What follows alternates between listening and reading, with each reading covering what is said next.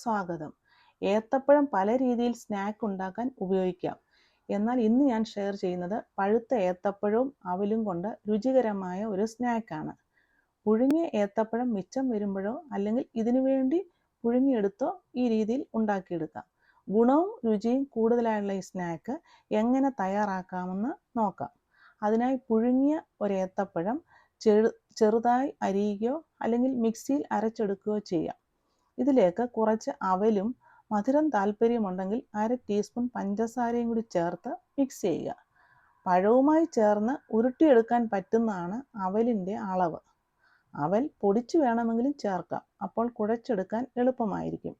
നന്നായി അവലും ഏത്തപ്പഴവും കൂടി കുഴച്ചതിന് ശേഷം അടച്ചു വെക്കണം. ഇനി ഒരു ഫില്ലിങ് തയ്യാറാക്കണം. ഒരു പാനിൽ 2 ടീസ്പൂൺ നെയ്യ് ചൂടായി വരുമ്പോൾ റേസിൻസ് ഇട്ട് റോസ്റ്റ് ചെയ്യുക. ഇതിലേക്ക് ഒരു ക്യാരറ്റ് ഗ്രേറ്റ് ചെയ്തത് ചേർക്കണം. വെജിറ്റബിൾസ് കഴിക്കാത്ത കുട്ടികൾക്ക് ഈ രീതിയിൽ ഉണ്ടാക്കി കൊടുക്കുന്നത് നല്ലതാണ്. ക്യാരറ്റ് ഒന്ന് വഴന്ന് കഴിയുമ്പോൾ 1/2 കപ്പ് തേങ്ങ ചിരകിയതും കൂടെ ചേർത്ത് ഇളക്കണം. മധുരം താല്പര്യമെങ്കിൽ ഈ സമയം 1/2 ടീസ്പൂൺ പഞ്ചസാരയും കൂടി ചേർക്കാം. പിന്നെ പഞ്ചസാരയോടെ ചേർത്ത ശേഷം ഇതിലേക്ക് അരിഞ്ഞു വെച്ച ഈന്തപ്പഴവും കൂടെ ചേർത്തിളക്കുക. ഈന്തപ്പഴം ചേർത്ത് കഴിയുമ്പോൾ ഫ്ലെയിം ഓഫ് ചെയ്യണം. ഈന്തപ്പഴമൊക്കെ ഓപ്ഷനാണ്, നിങ്ങളുടെ ഇഷ്ടത്തിന് അതിനകത്ത് ചേർക്കാം.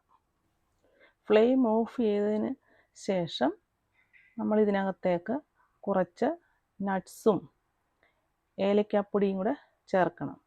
ബേസിക് ഇൻഗ്രീഡിയൻസ് റൈസിൻസും ക്യാരറ്റും തേങ്ങാപ്പീരയുമാണ്. മറ്റുള്ളതൊക്കെ ഓപ്ഷനാണ്. ഇനി ഇതൊക്കെ തണുത്തതിന് ശേഷം ചെറിയ ഉരുളകളാക്കിയോ ഓവൽ ഷേപ്പിലാക്കിയോ ഉണ്ടാക്കി മാറ്റി വെക്കണം.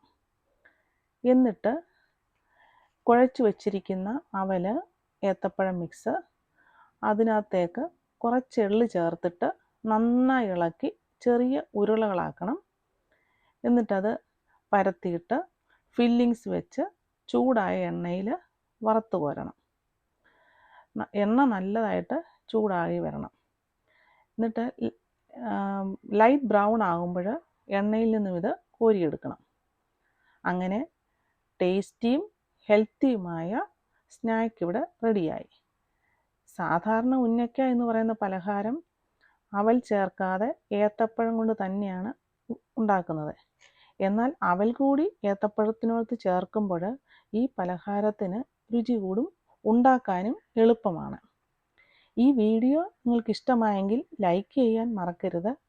അതുപോലെ ഈ പലഹാരം ഉണ്ടാക്കി നോക്കിയിട്ട് കമൻറ്റ് ചെയ്യാനും മറക്കരുത്. സബ്സ്ക്രൈബ് ചെയ്യാതെ കാണുന്ന ഫ്രണ്ട്സ് ഉണ്ടെങ്കിൽ സബ്സ്ക്രൈബ് ചെയ്ത് സപ്പോർട്ട് ചെയ്യുമല്ലോ. അടുത്ത ഒരു നല്ല റെസിപ്പിയുമായി കാണുന്നത് വരെ ഹാവ് എ നൈസ് ടൈം.